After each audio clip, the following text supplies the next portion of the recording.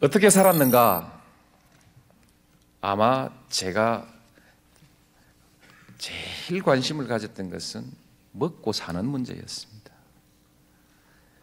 멋지게, 보람있게, 가치있게 살기 이전에 그냥 삶에 대한 불안이 없이 살고 싶었습니다. 그것이 첫 번째였습니다. 그래서 먹고 살았다. 이게 첫 번째입니다. 저는 지금까지 그렇게 크게 고생하지 않고 굶주리지 않고 지금까지 살아온 것을 정말 다행스럽게 생각하고 그래서 행복하다. 그렇게 답하고 싶습니다. 아마 시대가 여러분과 좀 달라서 가치 있는 삶을 추구하는 것보다 현실적으로 먹고 사는 것이 아주 중요하던 그런 어린 시절을 보냈기 때문에 그랬는지 모르겠습니다. 그 다음 뭐 했냐? 사랑하고 아이 낳고 지금은요 손녀가 참 귀엽고 이쁩니다. 뻔하죠. 아무리 이뻐봤자 그 물씨가 있습니다. 한계가 있죠. 저를 보고 상상을 하십시오. 제 희망은 쟤보다 예뻤으면 좋겠다. 그렇습니다. 사랑하고 살았다 이런 것을 제가 소중하게 말씀드리는 이유는 저는 섭리를 거역하지 않았다. 우리가 추구하는 많은 고상한 가치가 있지만 그 어느 가치보다 저는 섭리에 순응하면서 사는 것이 중요한 것이다. 그렇게 생각합니다. 그래서 하나님의 섭리, 자연의 섭리, 그 섭리를 거역하지 않는 가치관을 가지려고 하고 또 그것을 존중하면서 그렇게 살려고 합니다. 이거 깨닫는데 시간이 오래 걸렸습니다. 옛날에는 단지 산다는 것 그 이상의 가치를 뭔가 다른 가치 하나님이 정해놓은 삶 그거 말고 좀 더 내가 개척하는 좀 하나님의 섭리를 거역하면서 사는 그런 삶을 많이 모색해 봤는데 결국 돌다가 섭리에 거역하지 않는 것이 좋겠다. 그런 삶을 삽니다. 혹시 그래서 속물적으로 살았다. 이렇게 말해도 될지 어쨌든 그렇게 살았습니다. 끊임없이 그럼에도 불구하고 끊임없이 도전했고 매 시기 승부의 연속이었습니다. 아마 여러분들도 그렇게 보면 그럴 것입니다. 끊임없이 여러분은 도전하고 계시고 또 크고 작은 승부를 이어가고 있을 것입니다. 무엇에 도전했는가? 저는 현실 그리고 현실의 문제에 도전했습니다. 어떤 관념과 주의를 먼저 내세우고 그것을 실현하기 위해서 도전했다기보다는 내 앞에 부닥쳐 있는 문제들에 도전했어요. 제게 부닥친 문제는 끊임없이 변화했습니다. 제가 중학교 3학년 다닐 때는 진학을 할 형편이 안 될 것 같아서 진학을 포기하고 공무원 시험 준비를 했습니다. 먹고 사는 문제가 저의 문제였죠. 고등학교 다닐 때도 취직, 어떻게 부모님을 모실까. 형편이 좀 좋아져서 고시 공부를 하게 됐는데 고시 공부를 하면서는 성공이었습니다. 읍내 아이들한테 자라면서 항상 약간의 열등감을 가지면서 살았던 시골 아이여서 아마 성공에 대한 집착이 좀 더 강했을지는 모르겠습니다. 그러나 어쨌든 성공하려고 고시를 했습니다. 보통 그 대학교에 수석 합격을 하고 나면 고시에 합격해서 가난하고 힘없는 사람들을 위해서 일하는 변호사가 되겠다. 그리고 돈이 없어 치료받지 못하는 사람을 치료해주는 의사가 되겠다. 이런 그 말들을 곧잘 했습니다. 저는 진심이라고 생각합니다만 그러나 제겐 그런 꿈조차도 없었습니다. 그냥 판사가 되고 싶었습니다. 왜? 출세니까. 고시 공부를 하고 있는 동안에 72년 10월 유신이 일어났습니다. 법이 짓밟힌 사건이지요. 아시죠? 10월 유신? 예. 볼 것 없이 여러 가지가 짓밟혔지만 그때 제가 보는 관점에서는 법이 짓밟히는 그런 사건이었습니다. 그런데 저는 그 유신헌법을 열심히 공부했습니다. 그래서 판사가 되었습니다. 유신헌법 공부하고 고시 합격해서 판사가 되었으니까 유신 판사 아닌가?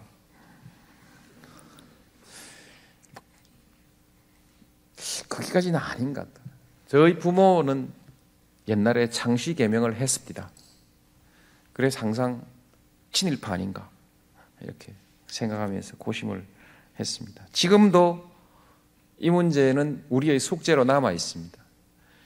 프랑스에서 전후에 그 민족을 배반한 사람들을 숙청했는데 그때 숙청의 범위를 어디까지로 할 것이냐가 아마 굉장히 어려운 사회 문제였다고 생각합니다. 어디까지가 숙청이 되며 숙청의 등급을 어떻게 할 것인가, 공직에 취임하지 못하게 하는 정도로 할 것인가, 고위공직에 취임하지 못하게 하는 것일까, 그 사회에서 명망 있는 지도적인 역할을 하지 못하게 해야 할까, 또는 감옥에 보내야 할까, 이런 많은 등급이 있을 수 있고 어떤 사람이 거기에 어느 등급에 해당이 돼야 되는가. 우리도 지금 친일 잔재를 청산하기 위한 노력을 아직도 하고 있습니다만 이 문제는 우리가 함께 고민해야 될 문제이고 오늘 답을 내놓지는 못하겠습니다만 진지하게 생각해 봐야 될 문제입니다. 과거에 떳떳지 못했던 모든 사람이 숙청이 되면 저도 숙청 대상이 돼야 합니다. 근데 그러면 숙청 안 될 사람 숫자가 얼마나 될란가 그것도 좀 걱정이긴 합니다. 이런 어려운 문제를 하나 던지고 넘어가겠습니다. 도대체 무엇을 위해서 현실의 문제라고 했는데 지금까지 드린 말씀이 전부 나의 문제였습니다. 나의 문제였는데 나로부터 조금 벗어난 때가 변호사 시절입니다.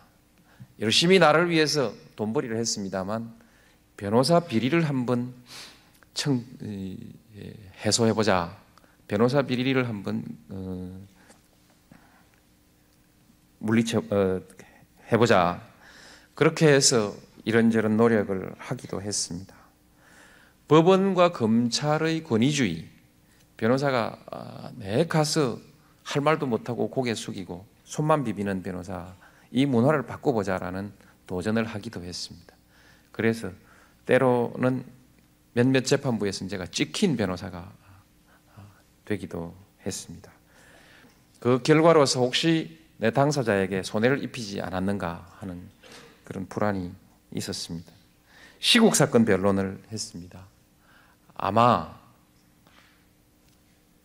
자기만의 삶에 대한 부끄러움일지 젊은 사람들을 만나서 받은 충격, 자존심, 정의감 이런 것들이 좀은 있었나 봅니다.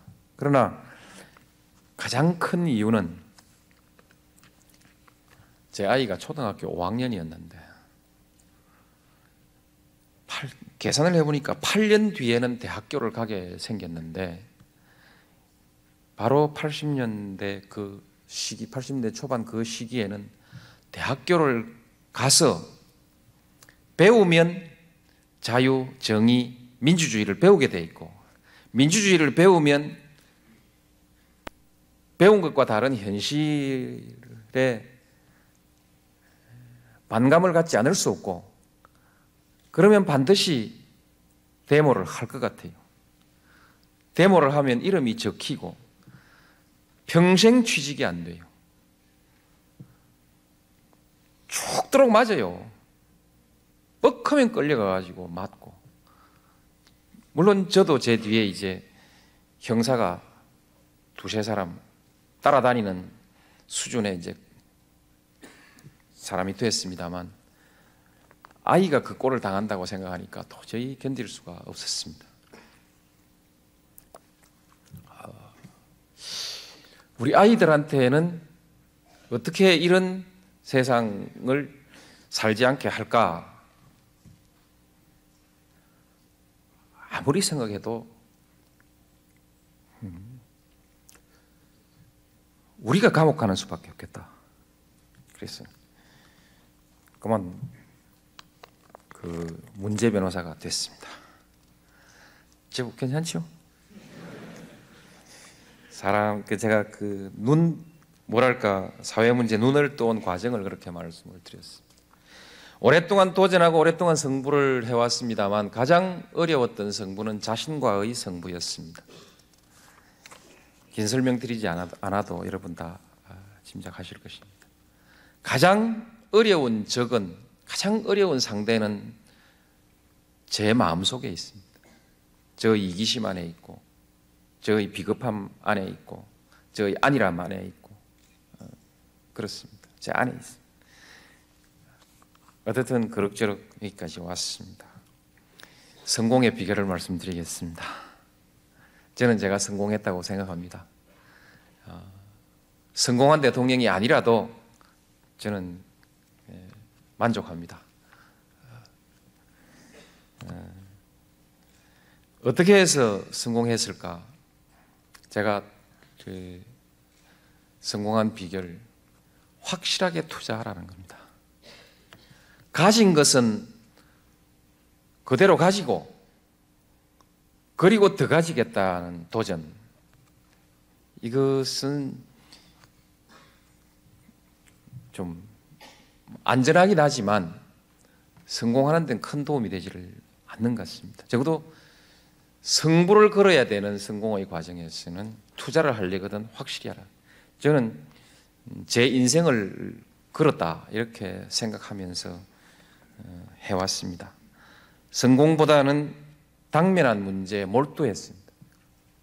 현재에 몰두했습니다. 매 시기 현재에 몰두했습니다. 멀리 내다보긴 하지만 그것은 내다볼 뿐이지 항상 현재 전부를 투자했습니다. 지나고 나서 제가 대통령 후보가 되고 제가 대통령이 될 건지 안 될 건지, 후보가 되기 전에 경선 후보가 되었을 때 대통령이 될 건지 안 될 건지 점을 쳐보고 제가 될 거라는 확신을 가졌습니다. 왜냐하면 후보 대통령 되겠다고 그 시기까지 나온 사람 중에서는 제가 가장 적극적으로 투자했습니다. 가장 확실하게 투자를 했다는 것이죠. 좋은 일은 아닙니다만, 좋은 방향은 아닌 것 같습니다만, 돌이켜 가만 역대 대통령들을 보니까 다 죽다가 살아난 사람들이에요. 그렇죠? 저 앞에 대통령이 되신 분들은 이런 이유로든 저런 이유로든 다 목숨을 걸었던 사람들입니다. 이승만 대통령, 그렇죠?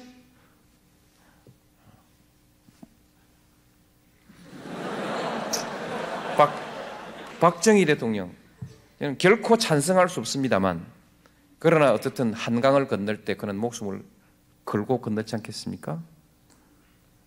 목숨을 걸었습니다. 전두환, 노태우, 어떻든